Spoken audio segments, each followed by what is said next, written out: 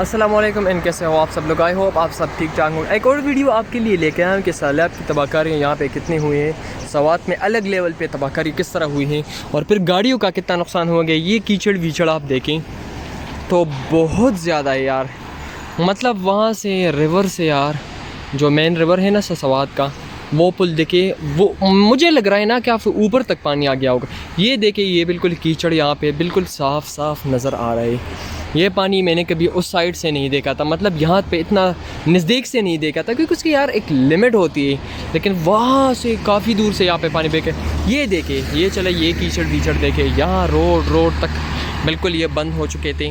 और इससे ये और तो और ये गाड़ी की ये कंडीशन देखे यार, कभी गाड़ी की इस तरह की कंडीशन आपने देखी है कि गाड़ी बिल्कुल तबाह हो बर्बाद हो गई है। तो ये देखें, इससे मैं और आपको क्या दिखाऊं यार, और ख़राबी और मतलब नुकसान किस तरह होगा कि मतलब 10-10 20-20 लाख की बड़ी बड़ी गाड़ियाँ, और मुझे लग रहा है ना काफ़ी एक्सपेंसिव गाड़ी है।